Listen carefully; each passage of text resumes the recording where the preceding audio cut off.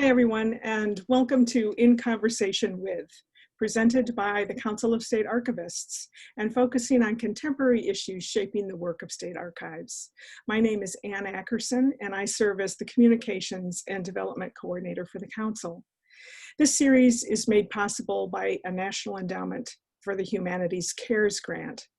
In recognition of this crucible moment in which humanities institutions and records repositories find themselves, the conversations in this series will span three broad topic areas: diversity and inclusion, the workplace here and now, and the future of the workplace and of working.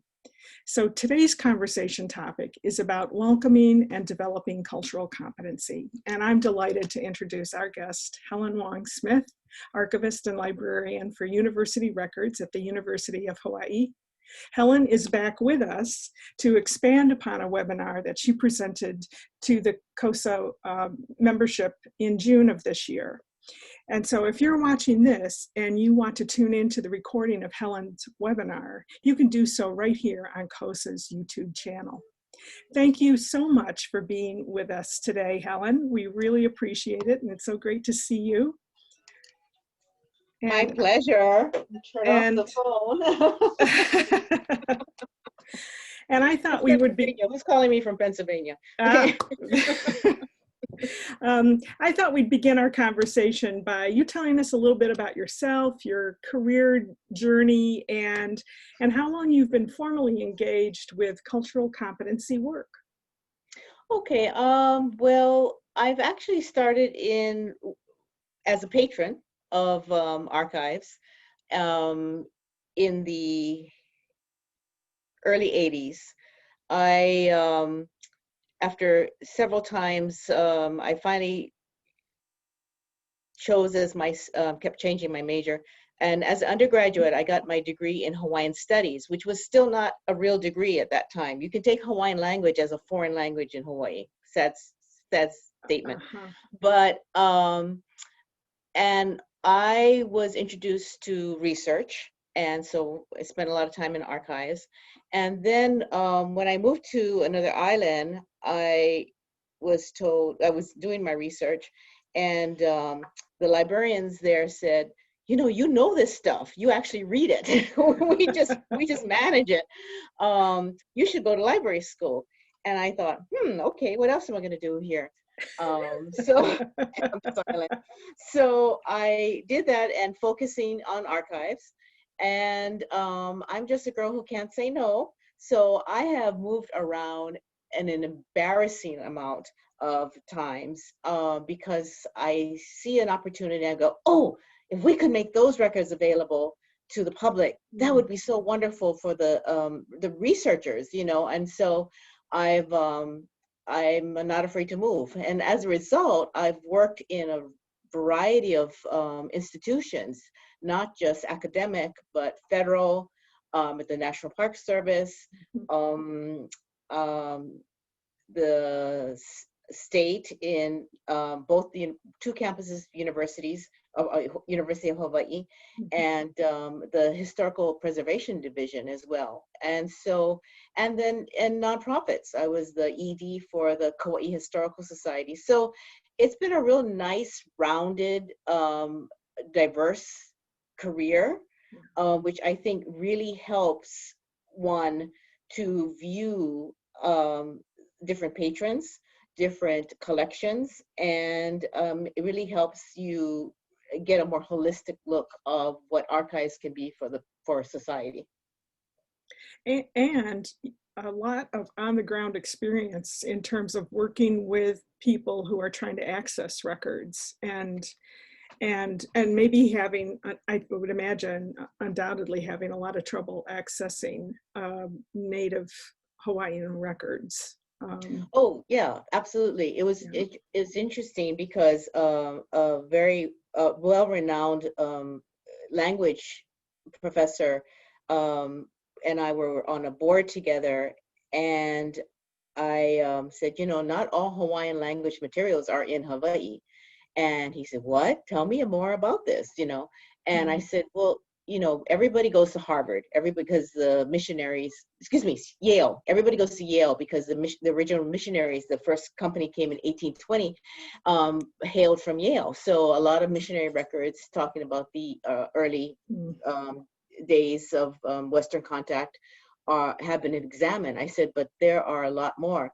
So we actually spent 2 weeks searching for Hawaiian language material, not just in English, but Hawaiian, and we came back with over 1,000 pages, and that was just the tip of the iceberg. Oh gosh, yeah. So there are so many resources in archives that because the archivists of that particular collection may not, when I went to Library of Congress there, they had a lot of things that they said, well, we don't know what language this is, and even if we did, we don't have the expertise to process it. So that's one of the downsides, and that's one of the things that I'm very passionate about, is that archivists need to be subject experts. It was very difficult for me in the Park Service because people move around so much within the nation. And they think, oh yeah, I'm going to come over and catalog and process your collection there, without having knowledge or interest in that particular culture or where that park happens to be. Mm-hmm. And you just have to have so much more knowledge to make it a richer finding aid or description, what have you. Yeah, right. So what got you involved in doing formal cultural competency work? Oh, well, cultural competency, I was I was at the, believe it or not, the College of Pharmacy, the Daniel K. Inouye College of Pharmacy. I can't even pronounce the drugs, let alone, I can take care of resources, but I thought, but they had me teaching. And I'm like, don't make me teach drug information. I don't know this stuff. But they said, okay, well, you can teach cultural competency. And I went, okay, yeah, that works. So I was introduced to that, and cultural competency has been more prevalent in the medical fields, the counseling fields, the social work. Yeah, social work, because, and a friend of mine says, well, you only do it so that you can get the Vietnamese to take their drugs. I went, oh, come on, that's not fair. But at the time, I was on council, SAA council, and they kept talking about the mega issue. And I went, okay, I missed that memo because I don't know what they're talking about. And they were talking about diversity. At that time, we only said diversity, not DEI. And so they were like, okay, well, what can we do? And I thought, you know what? And I recommended, instead of trying to tackle this whole big issue, which ALA has a whole office dedicated to it, how about we just take a little tiny bite and just focus on the framework of cultural competency. And if we can get people to be more culturally competent and just be cognizant of it, then that will help increase diversity and inclusion. You can't just jump to it. And that's why I don't like policies that say we are a diverse and inclusive organization, because it doesn't mean anything if it's not practiced on a personal level. Absolutely. So that was, so council went, okay, that sounds good. What is it? So that's a good segue into defining it. Helen, what is your definition of cultural competency? Well, my definition, I think it's in a lot of, it's in the handout that you'll be distributing to everybody. And it's the ability to work and communicate with people unlike yourself. And so, and it's got several aspects of it. It has to be on the different areas that you have to be, knowledgeable. You have to be willing to be interested, to have the inquiry there. And so essentially it's a framework that allows you to go, to self-assess, because nobody is going to say, oh yeah, I don't care, but you'll find certain phrases or certain thoughts coming up in like, well, I'm not familiar with it. So, I know what I know. I'm a professional. I know how archives are supposed to be handled. So therefore, that doesn't have merit. So it's that ability. I'll use an example. I don't know if I mentioned this before, and this is not an archivist. This was a geographer. Oh no, geologist. Sorry about that to the geographers. It's just like people say, "Oh, you're an architect." Like, no, we don't make as much money as architects. So, this geologist was saying, "I don't understand why the sand goes to this part of the island and then disappears at a different time of year." And I said, "Well, have you asked the elders?" And he says, "Oh, they don't know. You know, what do they know? I'm a PhD geologist, you know." And I thought, okay, that's bad enough. Okay. But then I found out he goes to schools and he tries to encourage the kids to become geologists, and that's a viewpoint on how to explain the natural world. And can you imagine if some student says, "Oh, my grandfather said, you know, my papa said that this is the reason, and it's based on an indigenous point of view," or at least in pharmacy, they would acknowledge that indigenous medicinal medicine was evidence-based. You know, you have hundreds or thousands of years, it's evidence-based. So, and he just discounts the kid and says, "Oh, well, that's not scientific, therefore it can't be." The same thing goes for archives. The same thing goes that if it wasn't written by a government, a state institution, therefore, or it wasn't prompted by a legislative action, therefore it's not valid.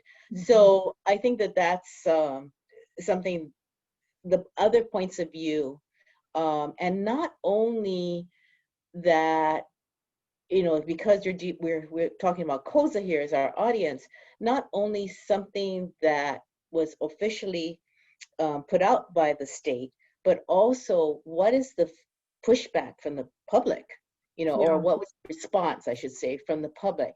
Was it a public grassroots organization that prompted this legislative action or something like that? So anyway, that was why I suggested it to council. They said, okay, give us a 90-minute intro. I did so. Dennis Meisner was VP at the time, and he said, "Oh, that was more than I expected. Great, go for it. Develop a full day workshop." So I gave it to council and staff, and they loved it. And so that's when I started. I was sanctioned to give it as a full day workshop through SAA. So it is a full day workshop. I've been asked to give it in 4-hour increments. Now I'm unable to give it in person for a full day. I'll be doing it in 3-day sessions, 3 separate sessions. And so my concern is that people understand that cultural competency is a process. It's not something like I learned EAD, check it off, or, digital DAM, I know all about DAM. But it's a process because it changes with every group. It's a process you can translate to whether it be a different ethnic group, or a different social economic group that you're not accustomed to working with. But it's a process. And so just saying, we did an outreach to this community that we've never done before. Aren't we wonderful? We're culturally competent. No, that's not making you culturally competent. That's an activity that can help you, but how did you treat those people when you went out there? Did you come across like, "Oh, well, we're the archivists and we have this collection about your people. You should come to us." No, that is not culturally competent. Going out and listening to them and saying, "This is what we have in our collection. This is what we know. Can you enlighten that?" And a friend of mine gives a fabulous example. She's from Fiji. She got her doctorate in New Zealand, and the Auckland Museum had a wonderful collection of Fijian artifacts. And, they would just have something like ceremonial vessel or something like that.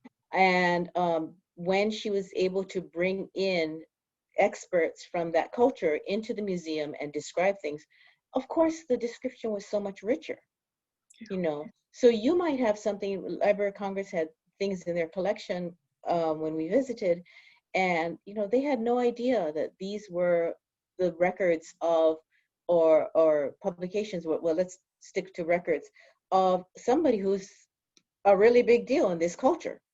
So, you know, that's, it just makes everything richer. So That's it all. really does rely on self-awareness Mm-hmm. and a real healthy dose of humbleness, that a Absolutely. person is willing to put their expertise aside, or Mm-hmm. their sense of authority, and kind of open their minds and their thinking to the fact that there are other people who have authority as well. Yeah. Yes. And we Yeah. can share this authority, Mm-hmm. and therefore end up with a better and a deeper and richer understanding of Yes. whatever we're talking about or looking at. I think it goes across all professions too, not just geology and archives, but really every profession needs this. People need to be aware, certainly. Yeah, that's kind of the sad part about the Western socioeconomic and academia. You know, it's like, oh, Yeah. you're not an expert unless you've achieved this level of accredited That's right. schooling. And so that really discounts a lot of people who have knowledge. They have either been, and I will say this about sometimes going to the same well too often, they've either been exploited, you know, because people are always Mhm. coming to them and saying, you know, they write their paper, they do their research project, and they go, okay, what's the next NSF grant we can get, or NIH grant we can get, Mhm. you know, and Mhm. they don't, number one, acknowledge the experts Mhm. of that particular culture, and they don't compensate them. Mhm. So, you know, in the meantime, we professionals are going higher, higher, higher because we gathered their knowledge, their in Hawaii we call it Mānoa, their thought process, and, you know, their culture. We're grabbing, and that's in a way cultural appropriation as well. Mhm. So There's yeah, so there's many groups, so many communities, I think, cultural communities within our cities, our towns, villages, who are actively collecting their stories and attempting to preserve their, if it's not their traditions, it could be their language, whatever, food waste, whatever it might be. Mhm. And I know we've been talking a little bit about this within our State Historical Records Advisory Board in New York, about the importance of these community groups as collectors and preservers of their history, and what their and traditions, and what they're doing is as valid as any other organization, profession. They do it differently, they approach it differently, but it doesn't make them less than Yeah. any other collecting entity. And I do that, and that's a wonderful thing to recognize, you know, often, and especially when you're a grant reviewer, you're like, oh, they don't have any experts on their team, you Yeah, know. yeah. It's very sad. But that's why I'm such a proponent of outreach, training outreach. Mhm. And I applaud the SAA's Native American section, where they recognize that people can be community, or what do we want to call it, community archivists and such. Yes. And so what we did in Hawaii is that we would we give workshops all the time, you know, for religious organizations, for Mhm. community. I just gave one for one particular part of the island, you know, just this particular part of the island wants to start their own repository. So I give them all the standards that I possibly can and explain to them why this is important. You know, you're not let's think of the day we can all be tied together. You know, it doesn't have to be through WorldCat, but look at the California Online Archives. What a beautiful tool that is. You know, no matter whether you're a volunteer-only historical society for a little town or Berkeley, a person can find everything through one portal. So that is something that, yeah, we have to recognize that not everything has to come to us to be managed, but we should be helping others with a great level of respect, and say, okay, tell me about your records that you're interested in keeping, and you know, tell us, because honestly, it's very nice to give it to a big repository with experts and professionals, but if they don't value it the way the community values it, or that particular culture, well, let's stick to culture, because culture can include not just geographic or ethnic, but, you know, a particular disabilities, caregivers, what have you. Wasn't open to this. It didn't hit me until I was asked to be a guest editor for the Journal of Western Archives, and they had a special issue on inclusion and diversity, and one of the submissions was something about archivists who are caregivers, and how they're, you know,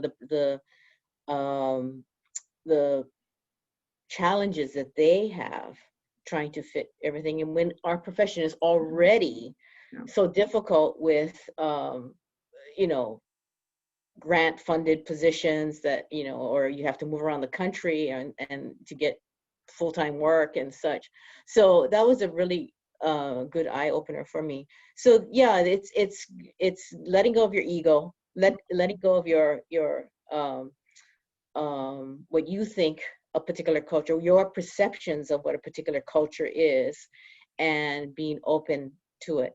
And what I want to also, you know, part of the framework is learning about that culture. That doesn't make you an expert, you know, and it can come across, be very, very careful. Just throwing in a few words from that particular culture doesn't make you one of them. Right.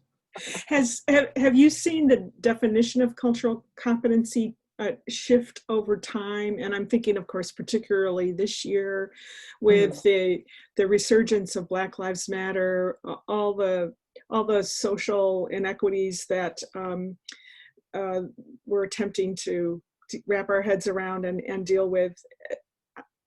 I imagine I know that cultural competency has maybe taken on an even greater urgency, but I'd like to hear from you what you think about how it may be changing. Or I don't think that the definition of cultural competency has changed. I think it's not shifted, but rather misunderstood. And I think that's why I want people to understand that just outreach to. So how has it been misunderstood? I think that too many people, because it's kind of a buzzword now. You know, it's reached our profession, and it's becoming a buzzword. So I see a lot of people including cultural competency in their title or their research method, and then when you look at it, it's not, you know, naming something by the indigenous name. You know, oh, we're culturally competent. We named our reference room, you know, this indigenous name. No, you're not. You know, that's almost cultural appropriation. But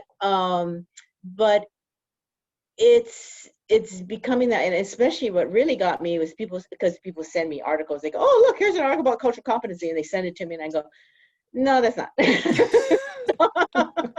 So that is, so for instance, and it's very tied, like with social justice, you know. So for instance, the reaction to Frank Boyle's article in the American Archivist, and that he argues against the need for the social justice imperative, and so the pushback from there were so many eloquent pushbacks but from Harrison Unifuku in the same issue that it was a letter to the editor, and it was in the same issue as Frank's article. And he's saying that what Frank was doing was making a dichotomy. And these are different. Let me see, I'm going to make sure I say it correctly. So Frank's article was called "There is a Season," and it argues against social justice imperative, the increase of articles and presentations under the heading of cultural competency. You know, that's what I see. He didn't say that. I just see more and more. Are the conversations different from different, or for you were going to ask? Absolutely. So for government and corporate organizations will be vastly different, right? The conversations from a nonprofit.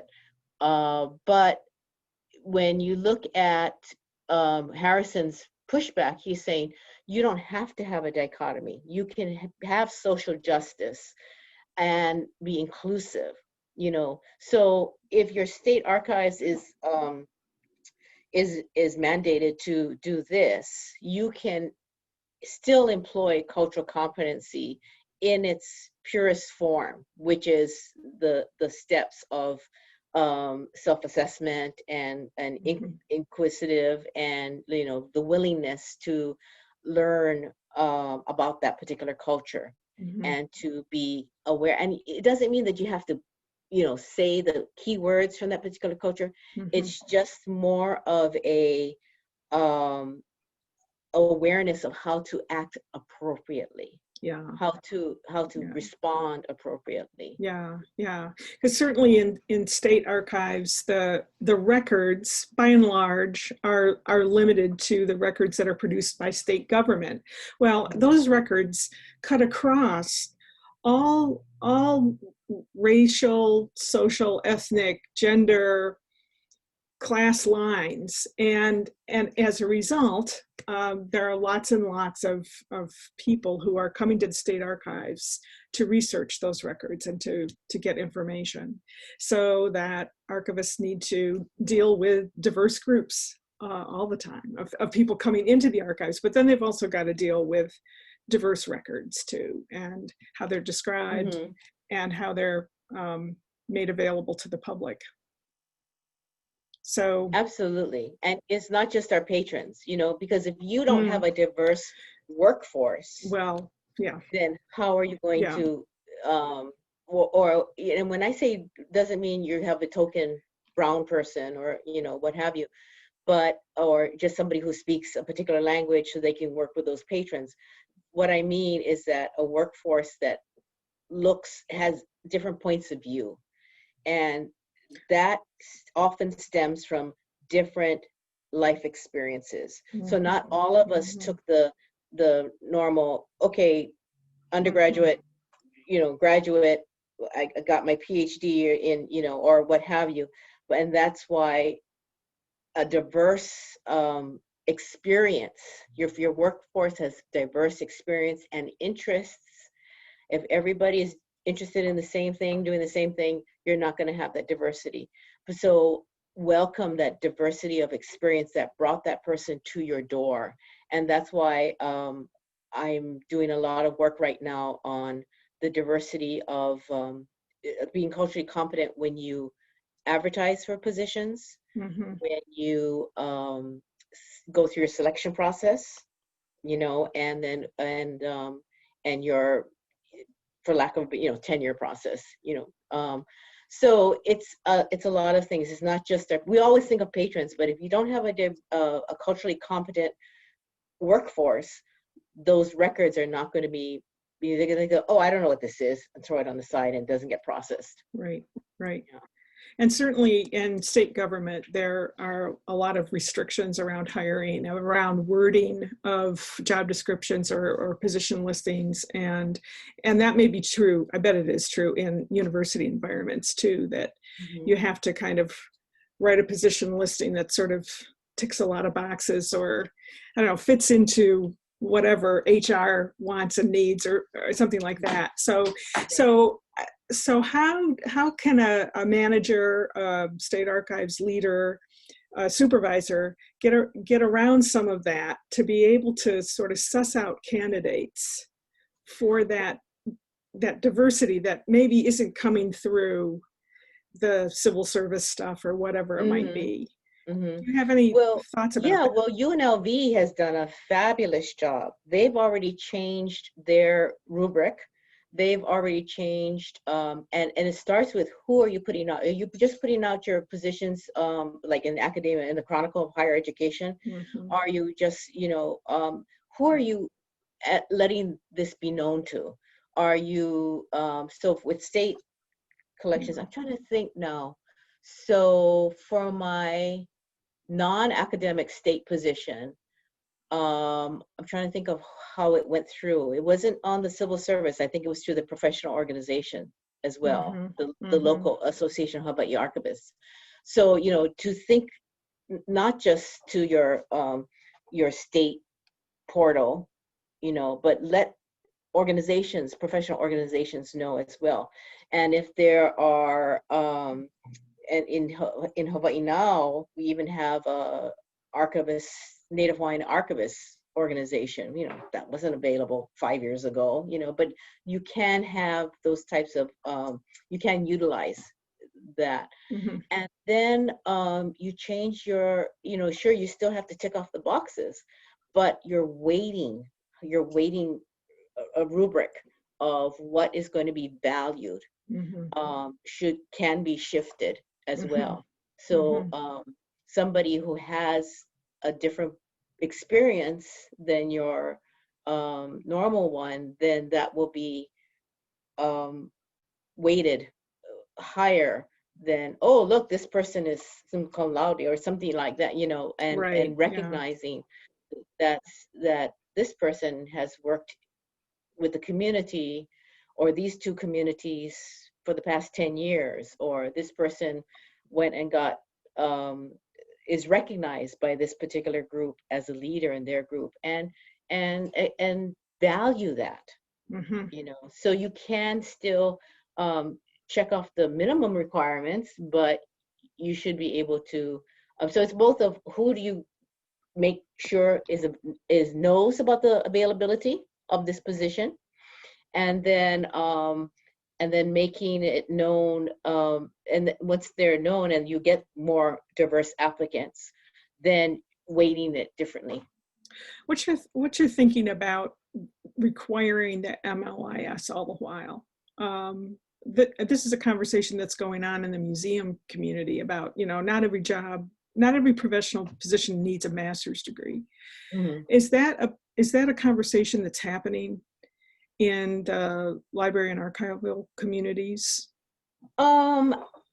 Most of the time, no. I would say, it's usually, however, I do know, so for instance, when to sit for the certified archivist exam, I couldn't do it for the many years, the beginning of my career, because I couldn't afford to fly to the mainland. And then I realized, I think I was president of the Association of Hawai'i Archivists, and I saw, oh, you have enough of us, then we can hold it here. Okay, so I gathered up all my friends, I said, and one of them, brilliant man.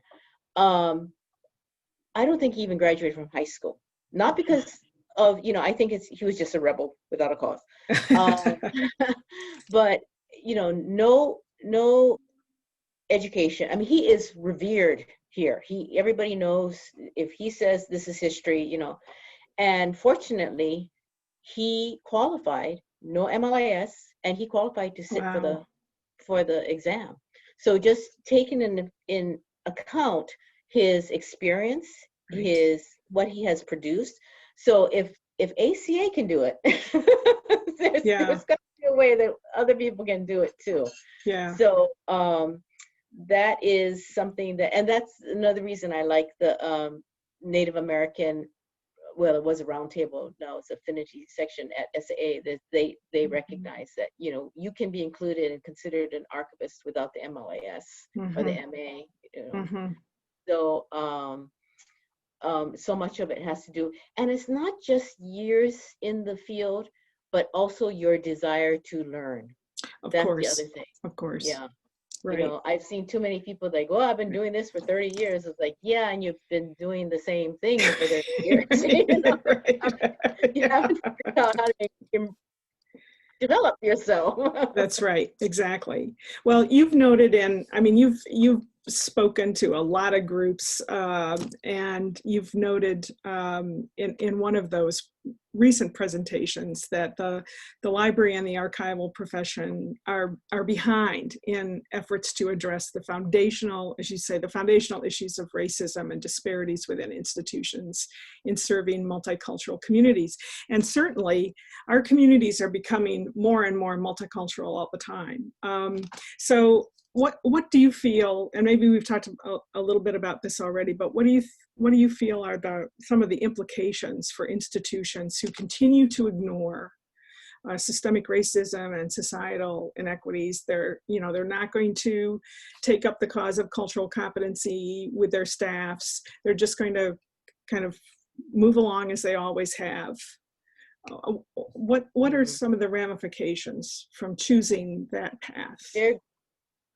I think they're going to be disenfranchised. Well, they're disenfranchising their community, is what they're disenfranchising the cultures around them, and it'll come around.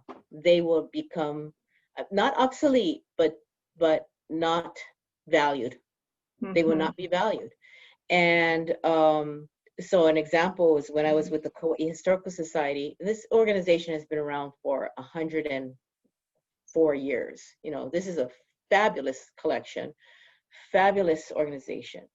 But when if they don't grow with the community around them, with society, and so when they were established, it was the elite. Yeah. Okay, it was the elite of that community, and so they always went to the same people. Well, they've died off. Though that elite, and their grandchildren are spread across the country, let alone the world, and so they don't have that financial base to keep hitting on. And so we were in such dire straits, and so somebody said, oh, well, let's ask this community, because it's got all these rich people coming in from the mainland. You know, this is their second house, or this is their retirement home or something like that. You know, they have all this money, so let's go hit them up. Always ignoring the base, the residents, the multi-generational residents who have in the past 104 years risen.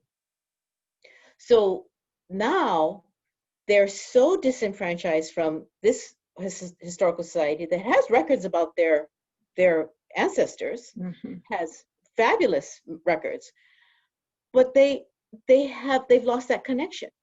So they went and raised funds, and they're building their own museum and archives. Yeah.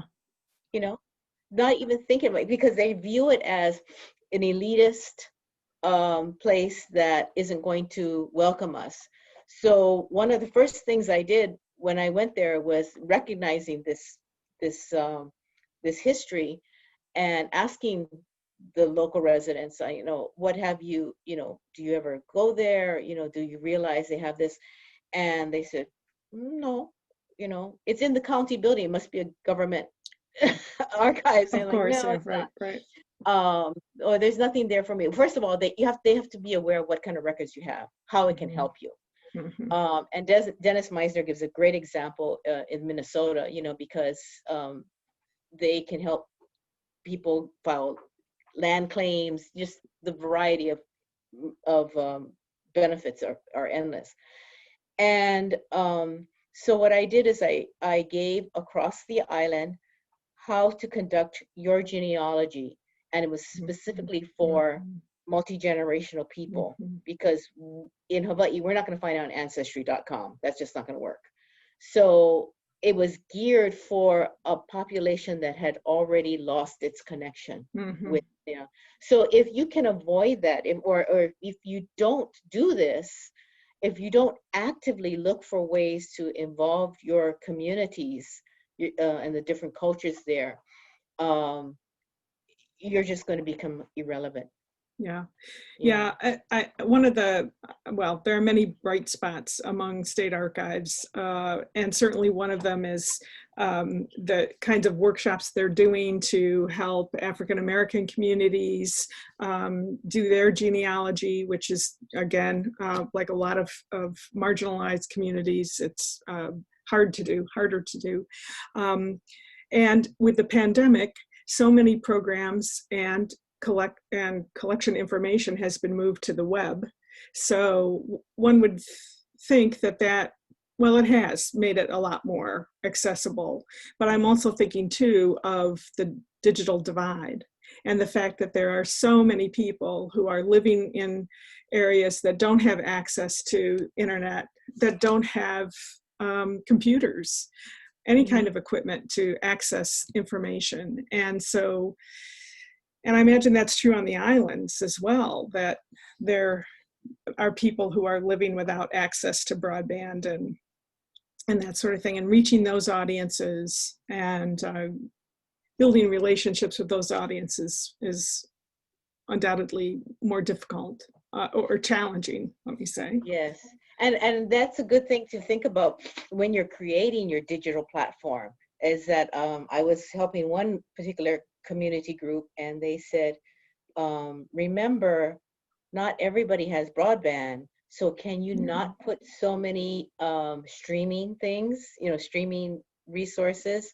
Can you make sure that these are low resolution PDF, and archivists were going, oh, we want the high resolution, you can zoom into that map, and so it's like, right, all the bells and whistles. but let's give them an option, because not everybody have, you're waiting 35 minutes for this thing to download. It gets kind of frustrating. So that's another thing that CoSA can remember, is that when you're doing this outreach, you don't have to always go for the latest and the shiniest and the high-tech options. Sometimes just being aware. And when you do all these fabulous online resources and put all this energy and support to these, if you don't reach out to those cultures, to those different stakeholders who could be stakeholders, maybe you're not thinking of them as stakeholders yet, they're just going to sit there, and it's only the people so the ability and the effort to reach as many different people as possible, as many different cultures, is so important, because you may have fabulous resources, but if nobody's going to access them and utilize them, then you're still doing a sliver. Right, it's futile. So imagine yourself sitting at a big table and with a bunch of state archivists, and these folks come from, sizable bureaucratic institutions. Some of them come from much smaller institutions. What would be some words of advice that you would want to give that group about cultural competency, about reaching out to audiences, about being self-aware? Listen, stop trying. I was with a supervisor who invited the dean of the College of Hawaiian Language, and she spent the entire time telling him what she could do for him. And this man, and I knew him, she was new to the islands, and like so many has since left, but I knew this man, and I knew his body of work, and I knew his expertise. And there was so much that she could have learned. She was so busy trying to sell the library and sell the archives and sell, like, we can do this for you and such. But if she had learned about the cultures that are around you, be aware of the, especially if it's something relatively new, is your state or where you are located a mecca for a particular culture that is now starting to go in there. So Seattle is one of the places that a lot of Ethiopians were relocated. Okay, so you have all these types of things, and New Orleans is Vietnamese. A lot of Vietnamese were relocated there after the war. But not just those long term, but be aware of what's coming up now. And then have a little bit of knowledge about that. It's like an oral history interview. You don't just sit there and go, okay, tell me about your life. You have to know something about that person's life so you can ask intelligent questions, relevant questions to go a little bit further, have them go a little further. So I would say be aware of the dynamics of and look for the disenfranchised people. You know your collection, you know, and then you see who are the users of that particular collection. And if it's not very varied, if it's not broad, and it's not the people that could benefit from that, then you have an opportunity there. So that, and listen, you know, just say, okay, this is what we have. This is what we know about it. What can you tell us about it? Do you have any advice for staff who really care about issues of cultural competency, but maybe working against a supervisor or an agency leader that doesn't have interest, and you know, so a staff person maybe feels stymied? Any advice for that staff person of how they might be able to make change where they are? It can still or be manage done. up or something like that. Yeah, it can still be done. I've had that occur several times in several positions. The supervisor actually prevented people from a particular culture from coming in. He goes, oh no, those records are off limit to you, you know, because I know that your ancestors, you know, the federal government made an agreement with your ancestors, and so, you know, you can't have access to it. And, you know, if I had the energy at the time, I would have taken this to higher up and say, she's preventing access. You know, this person could file a FOIA. Of course, they didn't have the energy to do a FOIA. Or another position that the supervisor just could not care less. You know, he was just waiting for his retirement.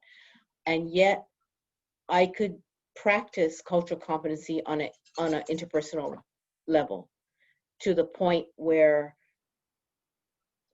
when I left, you know, people were saying, oh my God, you were the greatest archivist we had here. And, you know, people are still emailing me and goes, you know, I'm not getting any response from the person who's there now, or anybody who's there now. What can I do? You know, so you can still do it, even though you're not in a position of power. You can still practice cultural competency on an individual level. And if that just tiny bit of different interpersonal attitude comes through, not only will that patron or that co-worker appreciate it, it'll get around. You know, you're not doing this for self-improvement. You're doing this to help the historical record, because you don't know what knowledge they have. You know, you're doing this to just increase everybody rise. So. Right. That's just a great bit of advice and a wonderful sentiment to end our interview on. Helen Wong Smith, I thank you so much for giving us your time today, and we appreciate. No, you're great, and we appreciate it just so much. And I'll remind people again that we'll post Helen's handout and a video that was a video of you speaking at SAA a couple of years. 2015. 2015. Yeah. On the subject. So that's when Kathleen Rowe was president, and that's when they said, oh yeah, we like this idea. So we'll have those resources available to you shortly. Thank you once again, Helen. It's been a great treat. A wonderful, honor. A wonderful time. Thank you so much, Anne. Aloha. You're very welcome. Aloha to you.